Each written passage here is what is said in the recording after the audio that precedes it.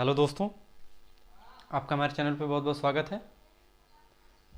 हम पढ़ रहे हैं समाकलन। बेसिक समाकलन के बारे में हमने तो पढ़ ही लिया है, थोड़ा सा उससे एडवांस लेवल में आ रहे हैं। एडवांस में क्वेश्चन की प्रैक्टिस कर रहे हैं कि समाकलन कैसे करते हैं।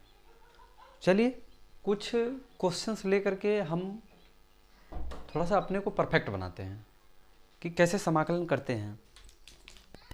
चलिए ये क्वेश्चन यदि दे दिया है कि देखिए, जो हमको समाकलन दिया रहता था, समाकलन था यक्स। अगर आपको यक्स डी एक्स करना है तो आप यक्स के सापेक्ष समाकलन करते थे।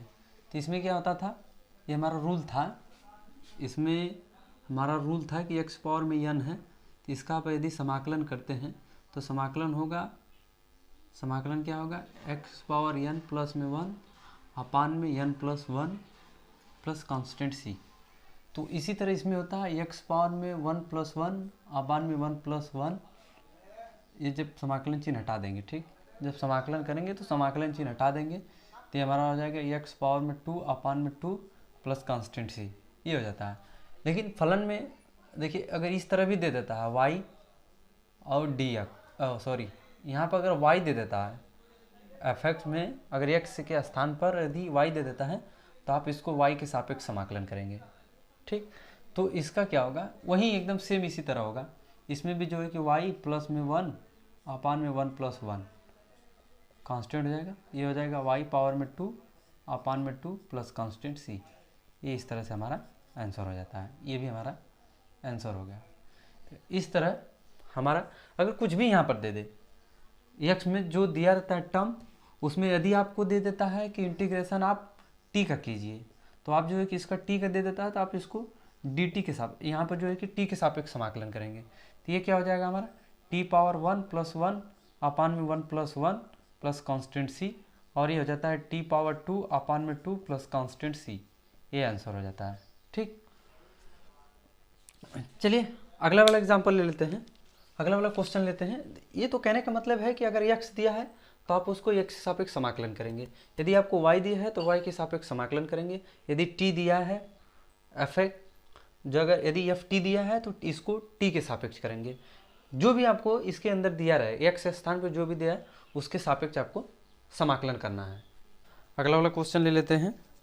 अगला वाला क्वेश्चन ये हमारा है कि क्वेश्चन दिया है कि आपको इसका x के सापेक्ष समाकलन करना है। तो समाकलन में हमको क्या दिया हुआ है, 2x स्क्वायर माइनस का 3 साइन एक्स प्लस में 5 रूट एक्स दिया है। अब हम इसका समाकलन करते हैं।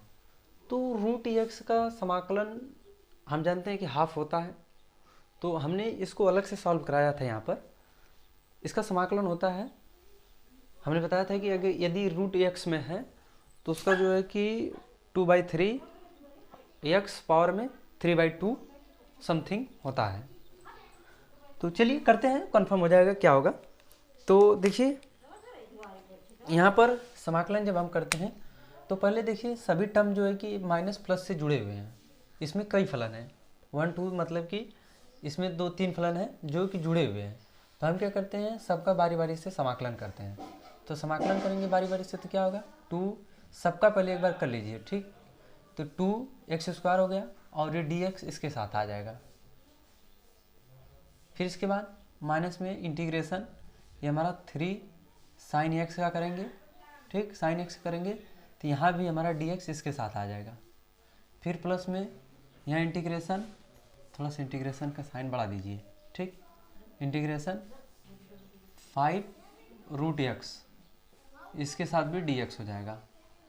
अब हम करते क्या है, यहाँ से एक हो गया। फिर इसके बाद आप इसमें आप क्या करेंगे, जितने कांस्टेंट वाले हैं टर्म है वेरिएबल के साथ, वो सबको बाहर कर लीजिए समाकलन से। तो यहाँ पर 2 कर लीजिए, 2 बाहर कर लीजिए तो यहाँ पर हो जाएगा एक्स स्क्वायर ए इंटू में dx, ये हमारा 3 समाकलन के बाहर हो गया, बचा क्या साइन एक्स, ये हमारा dx। फिर इसके बाद प्लस में ये 5 यहाँ से बाहर कर लीजिए, बचा क्या समाकलन में रूट एक्स, ये हमारा dx, ठीक। यहाँ तक हो गया। अब देखिए इसके आगे करेंगे, इसके आगे करेंगे तो देखिए क्या होगा, आप रूल लगाएंगे। रूल कौन सा लगाएंगे कि रूल हमारा वो लगेगा जिसमें जो पहला वाला रूल था। बेसिक रूल ये है कि आप इंटीग्रेशन में यदि x की पावर में n है तो इसका आप जो है कि समाकलन करते हैं, तो समाकलन करते हैं, समाकलन क्या होगा, x पावर में n प्लस 1 अपान में n plus 1 plus constant c, ये हमारा आता है। तो वही चीज़ यहाँ पर अप्लाई करेंगे। सबसे पहले इसको एक बार और लिखेंगे, इसलिए ताकि सब चीज़ एक साथ आ जाए। dx माइनस में 3 साइन x, ये हमारा dx, और ये प्लस में 5। एक चीज़ आपको दिख रही होगी कि ये रूट में क्या है, x है। अब ये क्या है, रूट में x है, तो रूट का मतलब होता है हाफ। ठीक, अब जो है कि dx कर लीजिए, क्योंकि सभी x के सापेक्ष समाकलन करना है। अब समाकलन कीजिए, वो वाला रूल लगाइए यहाँ पर, तो देखिए क्या होगा, ये हमारा का 2 x पावर में यहाँ पर 2 प्लस 1 अपान में 2 प्लस 1, फिर माइनस में ये 3 है, साइन का करेंगे तो यहाँ पर cos x होगा। ठीक, क्या होगा cos x, फिर इसके बाद प्लस में इसका करेंगे 5 तो एज इट इज़ रहेगा, फिर इसका करेंगे तो x पावर में ये हाफ प्लस 1 अपान में हाफ प्लस 1, इसके साथ c जोड़ेंगे। c इसलिए जोड़ेंगे क्योंकि यहाँ पर आपने समाकलन का चिन्ह हटा दिया है, समाकलन का चिन्ह हटा दिए, हल कर रहे हैं तो आप c कांस्टेंट, c एक आर्बिट्री कांस्टेंट को जोड़ते हुए चलेंगे। अब देखिए होता क्या है, यहाँ पर इसका थोड़ा सा और सॉल्व कीजिए। देखिए x पावर में ये 3 हो जाएगा, अपान में ये 3 हो गया, माइनस में 3 cos x प्लस में ये 5, और ये हमारा हो जाता है x पावर में, ये हमारा हो जाता है 3/2 अपान में 3/2 प्लस कांस्टेंट, प्लस ये कांस्टेंट कह रहे हैं, इसका c जोड़ना है इसके साथ। अब हम करेंगे क्या, यहाँ से आगे इसको प्रोसीड करेंगे, तो देखिए हमारा हो जाता है 2/3 x पावर में 3 माइनस 3 cos x प्लस में ये हो जाता है हमारा, इससे मल्टीप्लाइड हो जाएगा ये, तो हमारा हो जाएगा 5 2 10 अपान में 3 x पावर में 3/2 प्लस का c, ये हमारा समाकलन निकल गया। ठीक, ये हमारा क्या क्या समाकलन में आंसर आ गया। चलिए अगला क्वेश्चन लेते हैं। देखिए आपको अगर नहीं समझ में आया तो कमेंट करके ज़रूर बताइएगा, कि जो चीज़ें नहीं समझ में आती है तो हमारे वीडियो के कमेंट में आकर के कमेंट जरूर कीजिएगा। जो चीज़ें नहीं समझ में आए तो वहाँ यहाँ पर मिस्टेक है, वो चीज़ों को हम फिर से प्रोसीड करें, फिर से बताएंगे। ठीक, चलिए अगला एग्जाम्पल लेते हैं, अगला क्वेश्चन करते हैं। इसमें हम क्वेश्चन की प्रैक्टिस करेंगे, ताकि हम इंटीग्रेशन में परफेक्ट हो जाएंगे तो चीज़ें बहुत अच्छे से समझ में आएंगी। अब अलग टाइप का क्वेश्चन लेते हैं। अलग टाइप में क्या है कि यदि आपको समाकलन में दे दिया जाए, समाकलन में क्या दे दिया जाए, x की पावर में किसी वेरिएबल के पावर में कांस्टेंट। ठीक, देखिए सेम चीज़ें हैं जो अभी हमने पीछे क्वेश्चन करवाए हैं, वो सेम चीज़ें हैं, इसमें आपको घबराना नहीं है कि नहीं कोई दूसरी चीज़ है। x पावर में है तो इसका आप समाकलन करेंगे, तो इसका जब समाकलन करते हैं तो देखिए क्या होता है कि समाकलन करेंगे तो यहाँ पर क्या करेंगे, x पावर में एक कांस्टेंट है, कांस्टेंट का मतलब होता है कांस्टेंट में किसी चीज़ को एक को जोड़ दीजिए, तो यहाँ पर ये प्लस में a, और जो पावर में है वही आपको बटे में करना है। ठीक, तो ये क्या हो जाएगा हमारा, यहाँ से फाइनल हो गया। फाइनल आंसर का मतलब हो गया कि आप x पावर में a प्लस 1 और ये a plus 1 plus constant c, ये चीज़ हो गई।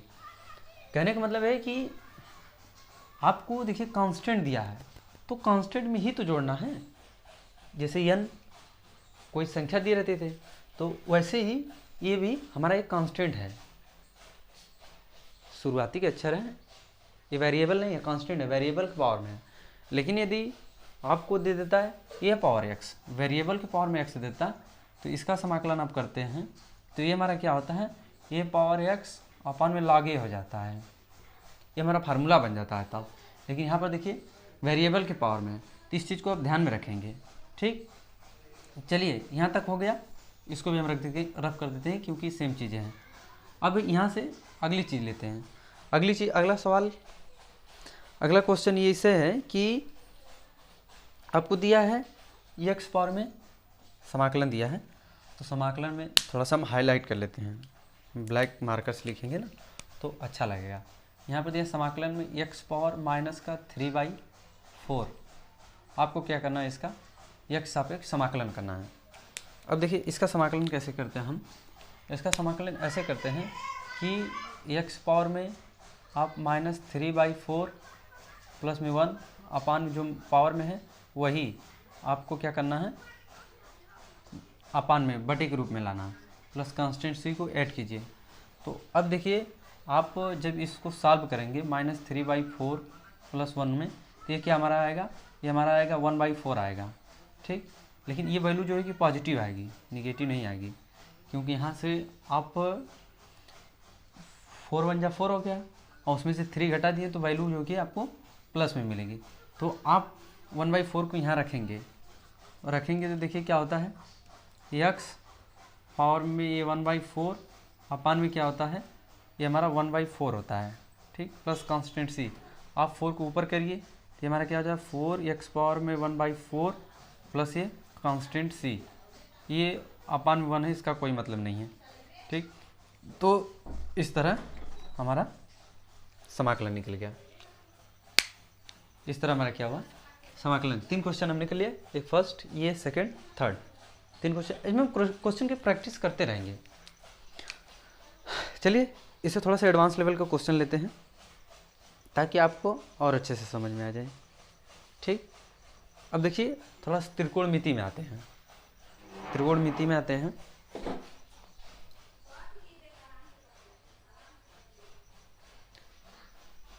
चलिए इधर इसको सॉल्व कर लेते हैं, ठीक, इधर ही सॉल्व कर लेते हैं।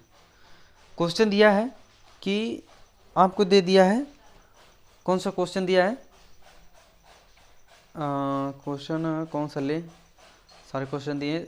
चलिए ले लेते हैं cot square theta cos theta, ठीक। ये सवाल हम क्वेश्चन ले लेते हैं, तो इसको हम सॉल्व करेंगे। देखिए क्या होता है, यहाँ पर स्पेस है,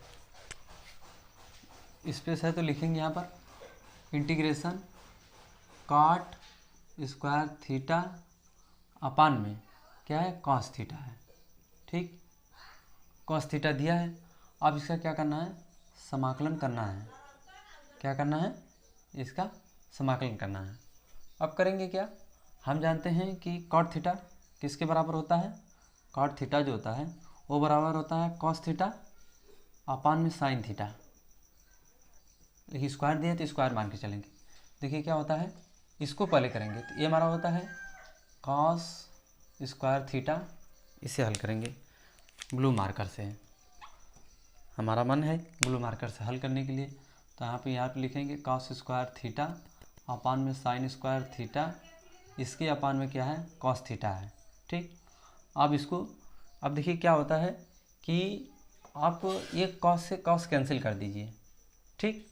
अब कॉस से कॉस कैंसिल कर दीजिए तो होता क्या है, कॉस से कैंसिल करें तो ये बन जाएगा हमारा कॉस थीटा अपान में साइन थीटा, एक बच गया। देखिए साइन स्क्वायर थीटा है ना, 2 बार है। एक चीज़ ये हो गई कि आपको साइन स्क्वायर है। अब इसको अभी देखिए ये हम भी सिंप्लीफाई कर रहे हैं इसको। देखिए इसको इस तरह लिख सकते हैं क्या, कॉस थीटा अपान में साइन थीटा इंटू में 1 अपान साइन थीटा, ऐसे लिख सकते हैं, बिल्कुल लिख सकते हैं। देखिए होता क्या है, ये हमारा साइन कॉस साइन क्या बनता है, हमारा कॉट थीटा बन जाता है, ठीक। ये हमारा कॉट थीटा बन जाता है, इंटू में साइन है तो ये हमारा क्या बन जाएगा, कोसेक थीटा बन जाएगा, कोसेक थीटा हो जाएगा। अब हम करते क्या है, इसका हम क्या करते हैं, देखिए पहले ये थीटा था ना, तो थीटा था तो हम इसको थीटा के सापेक्ष समाकलन करेंगे ना, यहाँ पर थीटा के सापेक्ष। देखिए होता क्या है, कॉट थीटा कोसेक थीटा किसका होता है, कोसेक थीटा का। ये हमारा फार्मूला हो गया ना, कोसेक थीटा और प्लस में कांस्टेंट सी। तो इस तरह हमारा समाकलन ये निकल गया। पहले इसको सिंप्लीफाई करेंगे, सिंप्लीफाई करने के बाद इस तरह हम क्वेश्चन को हल करते हैं। 1 मिनट, इस तरह हम क्या करते हैं, क्वेश्चन को हल करते हैं। देखिए अच्छा एक चीज़ और है इसमें, यहाँ पर माइनस लगाएंगे। देखिए माइनस भूल रहे थे, कॉट थीटा इंटू में कोसेक थीटा फार्मूला होता है ना, माइनस कोसेक थीटा का फार्मूला हमने बता दिया है, तो फार्मूला आप देख सकते हैं, यही चीज़ें हैं। चलिए इसको रफ करके अगले वाले क्वेश्चन को लगाते हैं। जितने बेटर से बेटर क्वेश्चन लगाएंगे उतने आप परफेक्ट हो जाएंगे समाकलन में। अगला क्वेश्चन देख लेते हैं। अगला क्वेश्चन हमारा ये है कि यदि क्वेश्चन में हमको दे देता है कि क्वेश्चन में क्या दिया है, यदि समाकलन में हमको दे देता है कि इंटीग्रेशन t के पावर 4, क्या दिया है, t के पावर 4, तो इसको अब समाकलन करना है dt, मतलब t के सापेक्ष। यहाँ पे क्योंकि t के पावर 4 दिया है तो हम क्या करेंगे, t के सापेक्ष समाकलन करेंगे। चलिए समाकलन करते हैं। देखिए इसका समाकलन करें तो वही पावर वाला रूल लगाइए कि यहाँ पर x पावर n है, अगर आपको समाकलन करना है तो ये हमारा होगा x पावर n प्लस 1 अपान में n plus 1 plus constant c।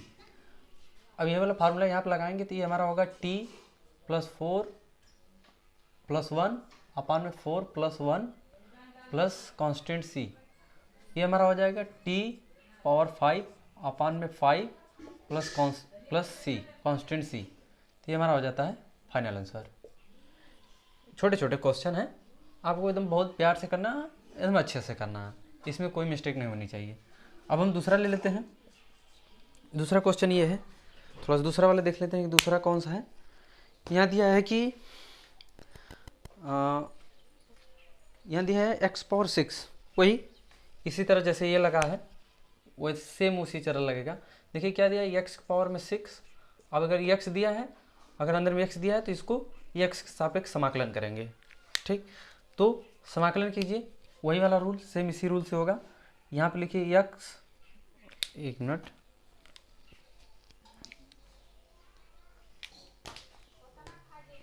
देखिए यहाँ पर होगा, क्या होगा, x पावर 6 प्लस 1, ये 6 प्लस 1 कांस्टेंट c, ये हमारा हो जाएगा x पावर 7 अपान में 7 कांस्टेंट c, आंसर c। ठीक, ये हमारा फाइनल आंसर आ गया।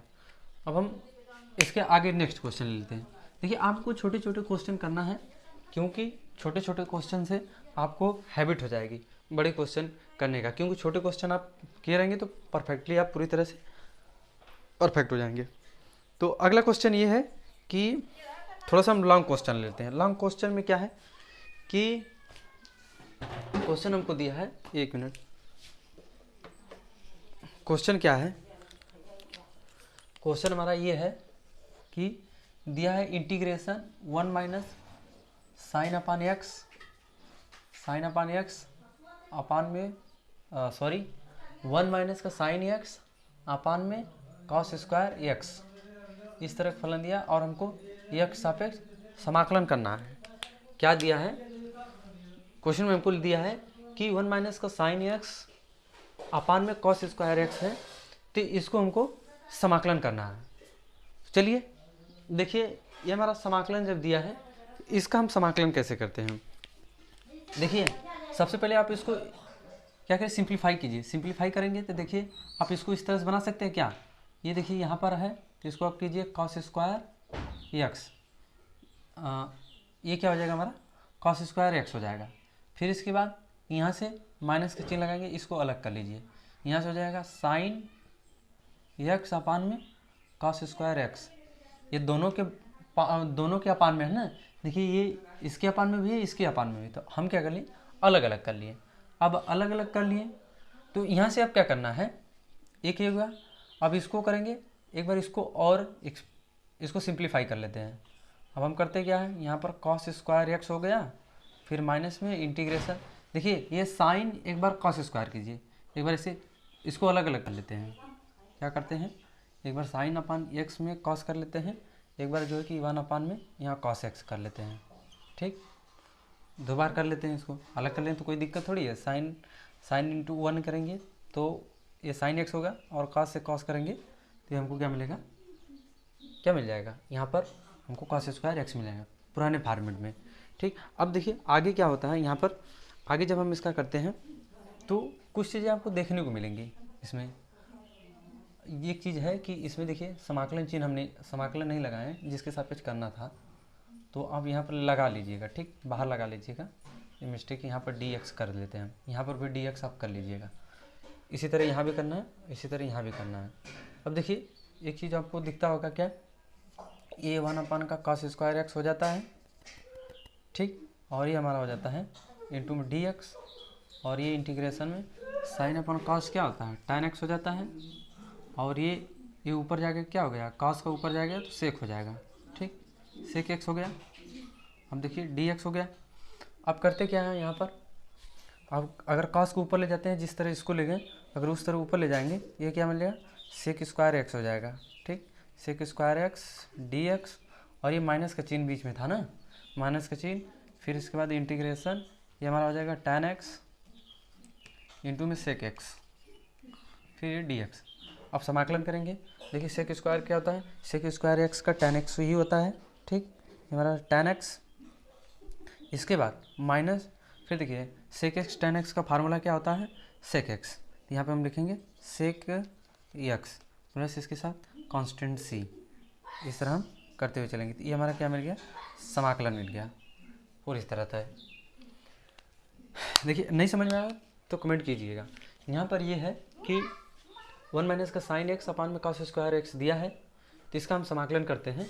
जब हम समाकलन करते हैं तो देखिए यहाँ एक बार इसको पहले समाकलन करने से पहले इसको सिंप्लीफाई करते हैं। सिंप्लीफाई में देखिए ये यहाँ दिया है, इसके बटे में cos स्क्वायर है, तो इसको एक बार अलग कर लीजिए, फिर इसके बाद माइनस लगा के साइन अपान में cos स्क्वायर, एक बार इसको अलग कर लीजिए। जब आप दोनों को अलग कर लेंगे तो देखिए ये 1 अपान cos स्क्वायर एक्स हो जाएगा, और ये साइन अपान में cos स्क्वायर एक्स हो जाएगा। लेकिन देखिए cos स्क्वायर एक्स का मतलब है यहाँ 2 बार है, तो एक बार साइन अपान cos एक बार लिख लेंगे, फिर एक बार 1 अपान cos अलग कर लेंगे, 1 अपान cos क्या कर लेंगे, अलग कर लेंगे। तो इस तरह से जो हमारा 1 अपान cos हो गया। अब साइन अपान cos, तो हम जानते हैं कि साइन अपान cos tan होता है, tan x होता है।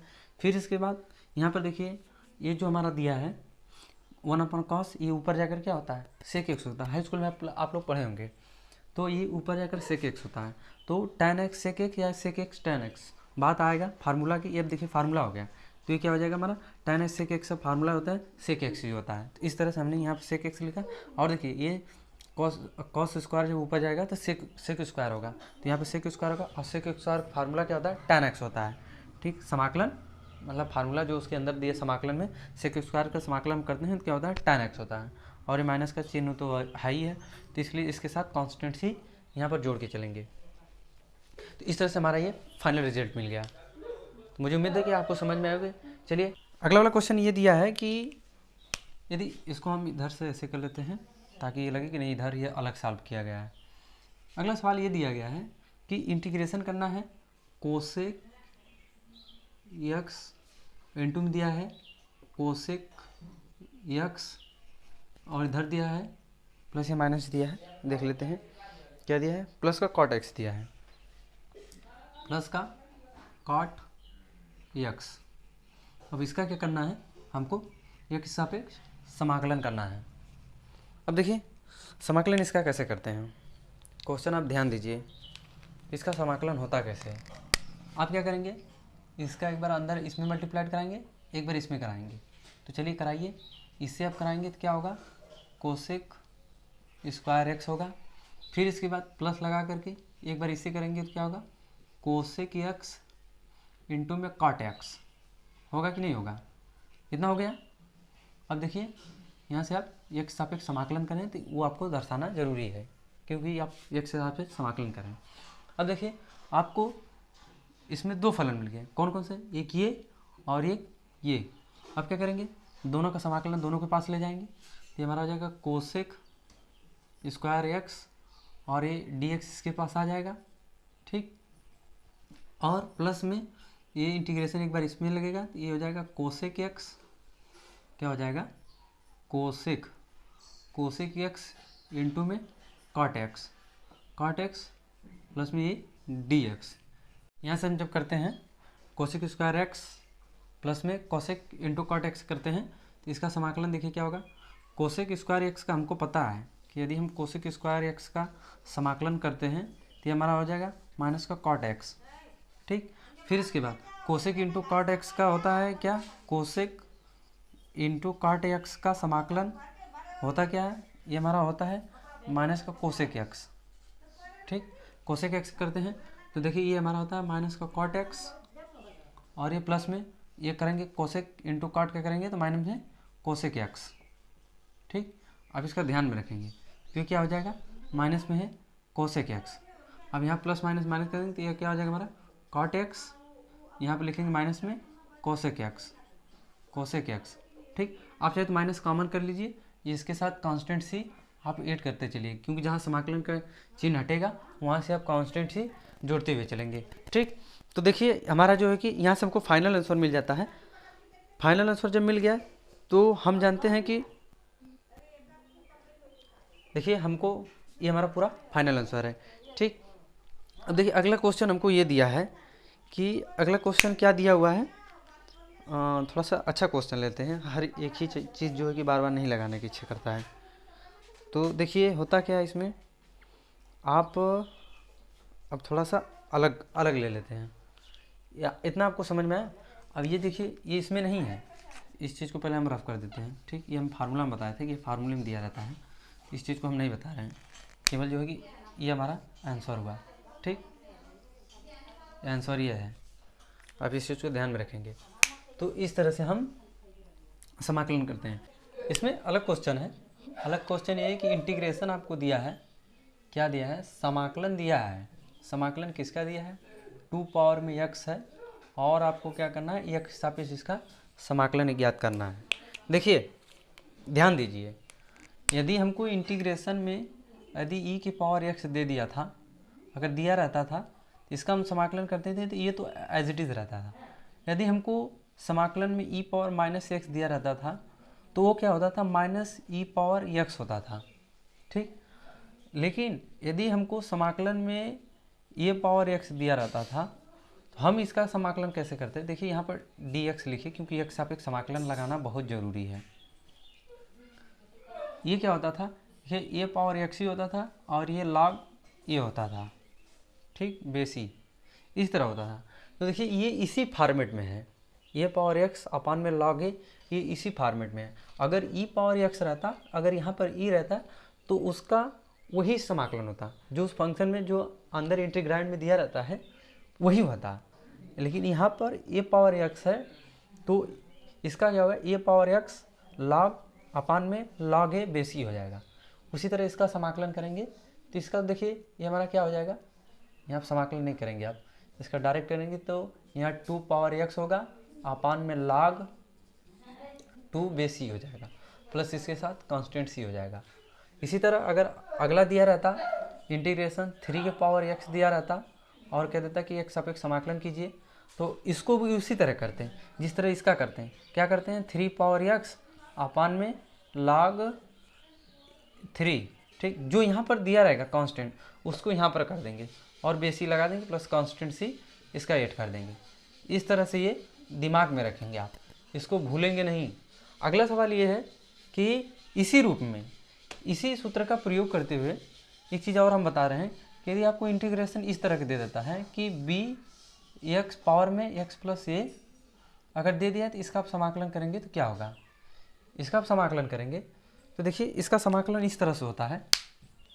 कैसे होता है इसका समाकलन, समाकलन देखिए ये इसी रूप में दिख रहा है, a पावर में x में, अगर ये सब x में है तो ये b पावर में हो गया, b पावर में हो गया। कहने का मतलब ये है कि आप इसका इंटीग्रेशन करेंगे तो क्या होगा, देखिए ये इस तरह a का काम कर रहा और जितने ये x काम कर रहे हैं, तो इसका आप क्या करेंगे, इसको आप लिखेंगे क्या, b power x plus a अपान में ये log जो कांस्टेंट है ये b, इसको लिखेंगे। ठीक, यहाँ पर b हो जाएगा, यहाँ पर कांस्टेंट c, इस तरह ये हमारा फाइनल आंसर मिल जाए। ध्यान में रखेंगे ये सारी चीज़ें, फार्मूले, सारे क्वेश्चन ये बहुत ही इंपॉर्टेंट है। ठीक, अब इसका ध्यान रखेंगे। तो कुछ स्पेशल टाइप के फार्मूले देख लेते हैं।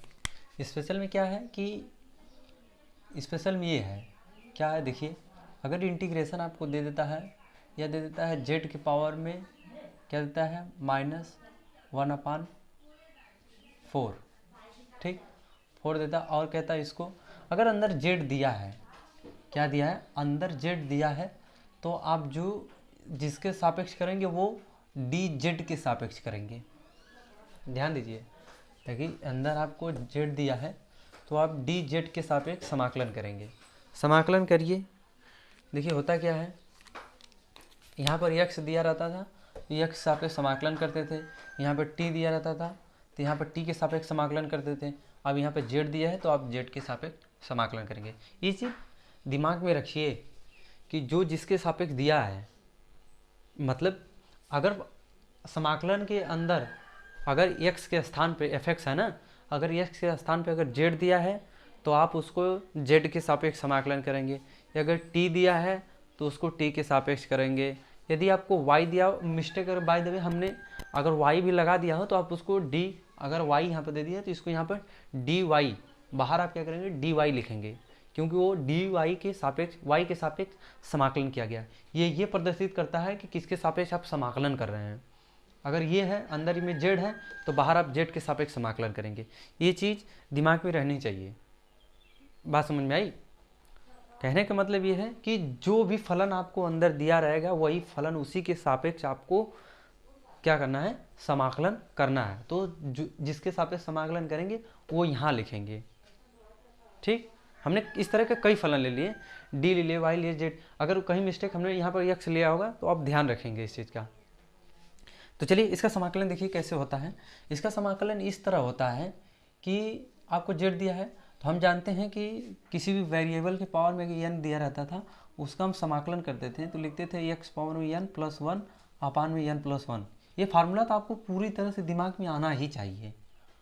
आप अपने भेजे में इसको फिट कर लीजिए। चलिए करते हैं। तो यहाँ पे लिखते हैं हम, देखिए क्या लिखते हैं, जेड के पावर में -1/4, वही वाला रूल लगाइए, +1 कीजिए तो ये हमारा 1 प्लस है। और यहाँ पे लिखिए 1 -1/4 प्लस में 1। और देखिए कांस्टेंट सी, क्योंकि समाकलन के चिन्ह हटा तो समाकलन कांस्टेंट, यहाँ पर कांस्टेंट लगाएंगे। अब देखिए होता क्या है, आप यहाँ से इसको हल करेंगे, यहाँ से अब इसको हल करेंगे तो देखिए क्या होता है, यहाँ पे लिखेंगे जेड और जब इसको हल करेंगे तो ये हमारा आएगा 3/4 आ जाएगा, वैल्यू प्लस में आ जाएगी, क्योंकि 4 1 जा 4 -1 3 तो 3/4 आ गया। उसी तरह नीचे भी करेंगे तो हमारा 3/4 आ गया। ठीक, 3/4 आ गया।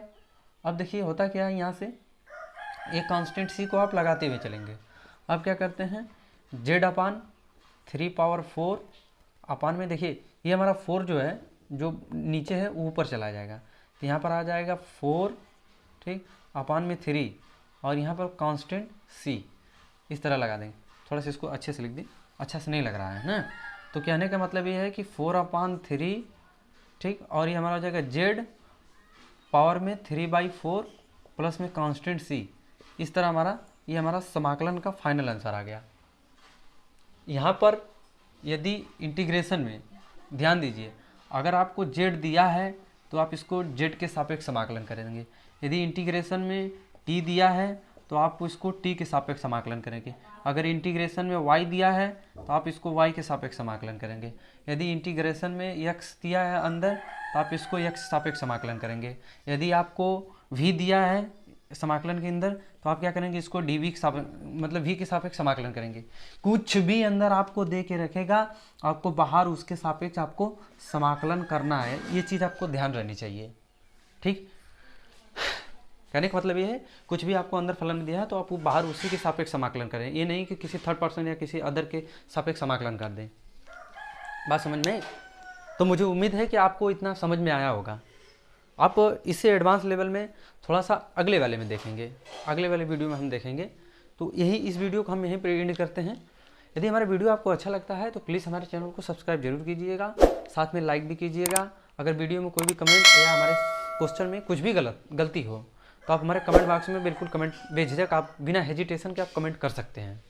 ठीक, इसमें कोई संदेह नहीं। हमारी गलतियाँ कुछ भी, हमारे में अगर मिस्टेक या त्रुटि हो हमारे पढ़ाने में, बोलने में, तो आप कमेंट कीजिएगा। ठीक, तो इसी के साथ चलिए नेक्स्ट वीडियो मिलते हैं। तब तक के लिए थैंक यू।